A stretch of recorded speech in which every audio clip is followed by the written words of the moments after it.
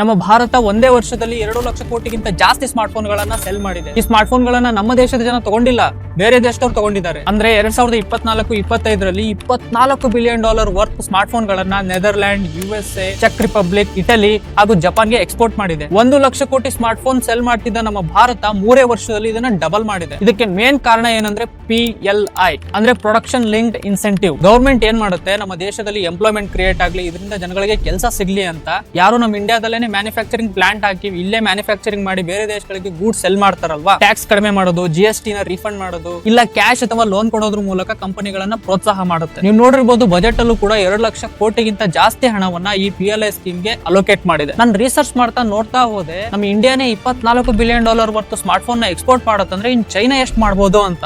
ನಮ್ಮ ಭಾರತಕ್ಕಿಂತ ಚೈನಾ 5 ಪಟ್ಟು ಜಾಸ್ತಿ, ಅಂದ್ರೆ $125 ಬಿಲಿಯನ್ ವರ್ತ್ ಸ್ಮಾರ್ಟ್ ಫೋನ್ ನ ಎಕ್ಸ್ಪೋರ್ಟ್ ಮಾಡುತ್ತೆ. ಹೌದು, ಇಂಡಿಯಾ ಮತ್ತೆ ಚೈನಾ ಮಧ್ಯೆ ತುಂಬಾ ಗ್ಯಾಪ್ ಇದೆ, ಬಟ್ ಗ್ಲೋಬಲ್ ಡೈನಾಮಿಕ್ಸ್ ಚೇಂಜ್ ಆಗ್ತಿರೋದು ನೋಡಿದ್ರೆ ನಮ್ಮ ಇಂಡಿಯಾಗೆ ಒಳ್ಳೆ ಆಪರ್ಚುನಿಟಿ ಇದೆ, ಇನ್ನೂ ಜಾಸ್ತಿ ಎಕ್ಸ್ಪೋರ್ಟ್ ಮಾಡಬಹುದು ಅಂತ ನನ್ಗನ್ಸುತ್ತೆ. ನೀವೇನಂತೀರಾ? ಇದರಿಂದ ಸಾಮಾನ್ಯ ಜನಗಳಿಗೆ ಏನ್ ಉಪಯೋಗ ಆಗುತ್ತೆ ಅಂತ ಕೆಳಗಡೆ ಕಮೆಂಟ್ ಮಾಡಿ.